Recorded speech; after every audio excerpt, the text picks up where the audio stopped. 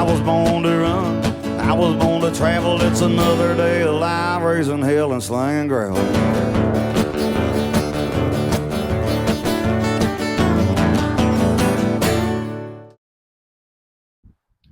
Hey, welcome back to the channel, everybody. And today I've got a cool episode for you. It's another flashback episode to before we got the old General Lee back on the road. And what I do in this video is I show you the process I went through to remove and repaint the dash bezels or the face plates that go over the dashboard. And on these second generation Chargers, 68 through 70, there's three pieces. There's the one that goes over the gauges and is labeled, like the headlight switch is labeled on and off and things like that, wipers. And then there's one that goes over the radio, where your radio is, or your radio delete panel. And then there's one that goes just up above the glove box door. So I'm also going to show you when I did this, what I had to do. I actually uncovered a problem and solved the mystery of why this didn't run for 10 years. So that'll also lead me into another video later on what the solution to that actually was. So that's really cool. So anyway, let's get started on this, and hopefully this encourages you to get out and work on your old car and get it looking good and also running again and get it back on the road and keep it out there. And like I always say, you want to drive these things, man. I want to make this thing a daily driver. So anyway, let's jump right into this flashback episode. What's up, everybody? Welcome back to the channel. So today's video, I'm gonna repaint the bezel, they call it, the plastic faceplate that goes over top of the gauges, my radio, and also the piece that goes over top of my glove box. So I'm just going to reuse the paint I used from the push bar repaint video. And then I've also got some paint markers I'm going to use. I think parts of it were white and parts of it were silver. So I've got a chrome paint marker and or a set of chrome paint markers. I got three different sizes because some of them are smaller. I need a smaller one for the detail work, and then a larger one for some of the larger areas, of course. And then also got a white paint marker. And I'll go over those when we get to them, which ones are supposed to be white and which ones are supposed to be silver or chrome paint. And then go over and get this stuff done and hopefully make the dash faceplate look really good. That way, if we get this thing running, at least it'll look good. And also, I eventually want to update, like I've told you, to Dakota Digital, to their RTX package. So when I put those in, the gauges will look better, but I'll have to reuse my bezel or my plastic face plates. So that's something else to keep in mind. So if you've got this and want to make this look good, even if you plan on going to the digital gauges like I'm wanting to do, you still want to redo your face plates because they don't come with the gauges at all. So if you've got them, hopefully this will help you get out there and get them restored, get them refinished, repainted, make them look good. And then if you don't have them, you can still buy them online. I mean, they're fairly expensive, but I mean, if you've got them, just repaint them. If not, then heck, order them up. I mean, I would, if I didn't have them, I would order them up. Or if you can find used ones, maybe this video you'll find it helpful because you can just buy the used ones and then repaint them and save you some money. So let's get started. All right. So here I am trying to take the dash bezel off for the gauges. And as you can see, it wouldn't come off. So here, what I'm trying to do is angle the gauges in such a way that I can get back behind it to the connections and actually take the whole thing out, because for some reason that at the time I didn't know, the bezel just wouldn't come off. Well, it ends up there's screws on the front that mount it to the dash frame and hold it in place. But there's also screws on the back side that hold it to the gauge cluster. So to do this, you're going to have to remove not just this face plate, but you're going to have to take the entire gauge cluster out. And that's what you can see me trying to figure out here. I'm trying to get it out of here without breaking it. I'm trying to be real careful because the last thing I want to do is buy new ones. So I realize I have to drop the steering column to do this. So I've got to remove that cover and undo these bolts down under here. And that's what I ultimately do, is these 4 bolts here, 2 on each side. One has a ground wire to it. So I take these off. I took the cover off, I undo the bolts, and I drop it just slightly. Sorry for my head being in the way. I forgot the camera was there at that angle. And anyway, I just undo those, drop it, and I realize I got to get the radio bezel off before I can pull the gauge cluster completely out as well. So I go ahead and remove that one to paint. It was easy, just bolts from the front.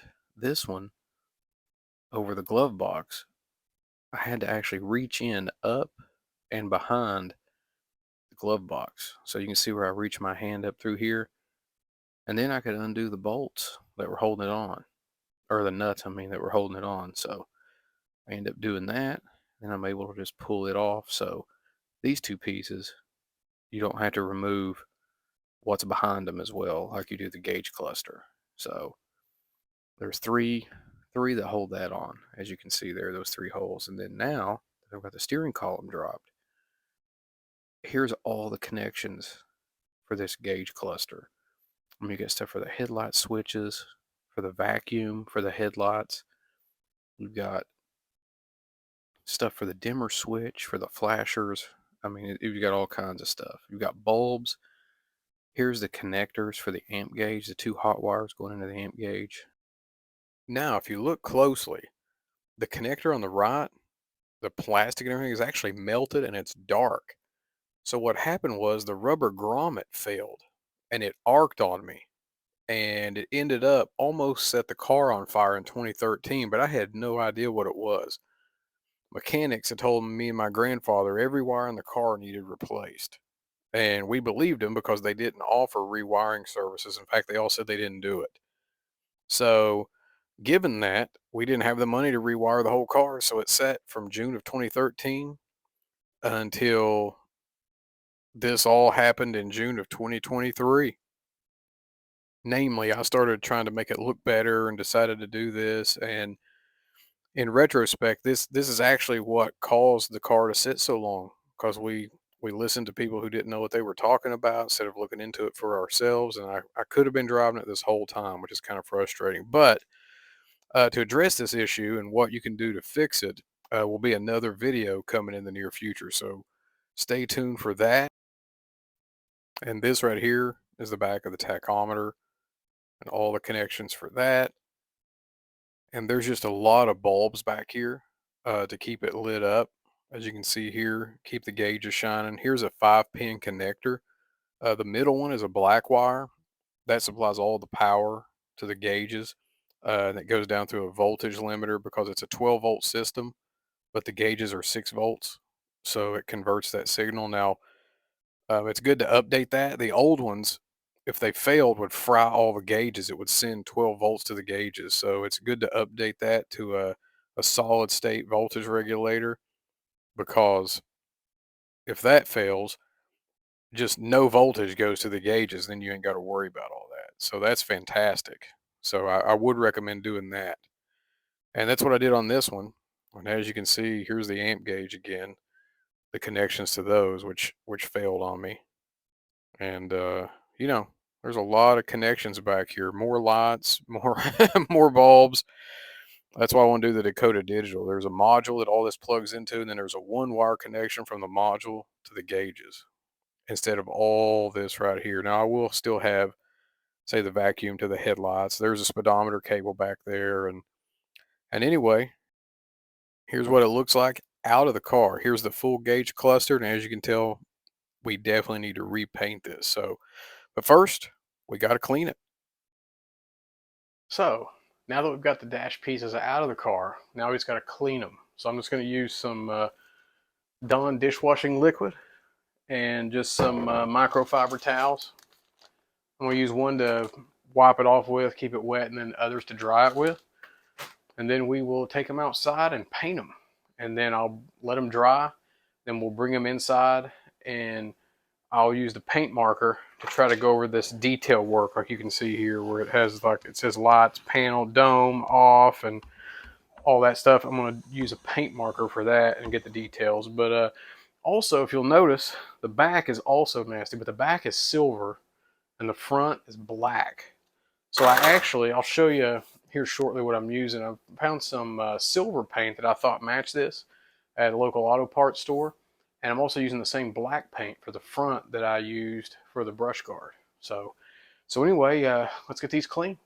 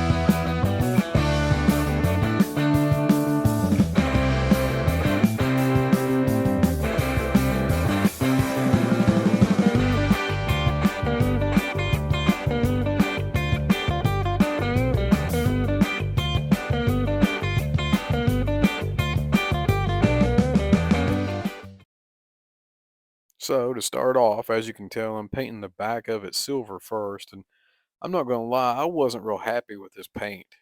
It was a little too watery. I was used to the black from the brush guard, and I thought it was really, really good. Like this right here, this is the same paint. I thought it did really well. And you'll see here what's going on is I end up when I paint this last piece that goes over the glove box, I held the paint can a little too close. So a few spots got messed up. That's what you can see me doing here. I'm trying to wipe it off, trying to correct it, and I ultimately end up doing a second coat, as I'll mention here shortly, and that ended up correct. It ended up turning out just fine. All right, so here's something I want to recommend for you. So you can see I've painted these. Now you can see this splotch up in the corner right here. This is after one coat. You can see that, and it's also, it looks pretty good until you get that, except that one spot, and then this right here. All this right in here looks kind of rough. So I'm going to repaint that, and then, I mean, this turned out really good. Now I made some errors on the lettering, but that's what I wanted to share with you guys and do this part of the video because I've never used those paint markers before. So I made some errors and got out of the lines. You know, it's like coloring. But I think this panel turned out okay. I mean, there's a little spot right here. But I'm going to paint these black again. You're like, well, why would you go to all that work and do the silver and the white and all that stuff? Well, again, it's because it's practice. So that way, once I do get the final coat of black on these, then what will happen is I can have the black looking perfect because there's still some blemishes like I showed you. But then all my practice is behind me. Now I'm experienced. So now I can do the white lettering and the silver just like it's supposed to be done. And hopefully not make those mistakes because now I know how to do it. I've got a feel for it. So I'd maybe recommend if you guys got the time and you're redoing your gauge cluster, I will do the same thing. That way you can get a feel for it. And like I say, then when the final product is done, it'll look way better. And I will tell you this right here, where this says brakes and flasher, that's 2 coats with a white marker. So I use this marker here. It's a Sharpie paint marker, and I did 2 coats with that. So anyway, we'll take 2 coats with the paint markers for the silver and for the white. So anyway, so I'm gonna get back out here and paint these, and then I'll show you as I paint the letters. I'll do some video of that too, so you can see kind of what I'm doing. It's pretty straightforward, but that way you can see what I'm doing and what equipment I'm using and all that. I'll go over that when I come back, and I'm gonna go on out. So hang tight.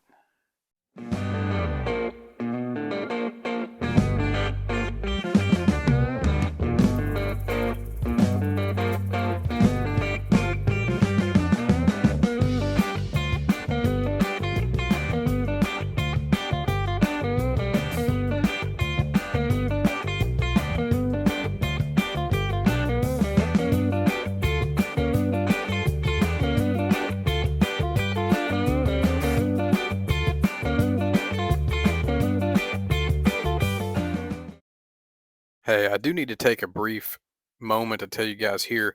I ended up opting out of the paint markers for the thicker edges that need to be silver, and I went with this tester's paint and a Q-tip. It turned out way better. So for some of the finer details in silver, I used the paint markers, but the white paint marker ended up being the best. And then I used the testers and a Q-tip for the silver parts. So.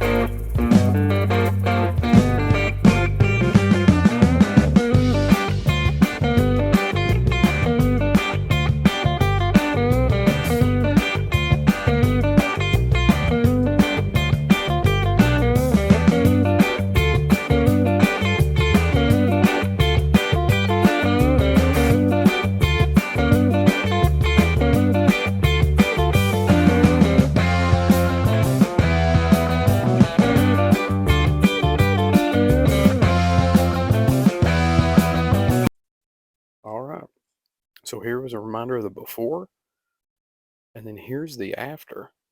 So don't forget, get out there and get started on your project. You can do this.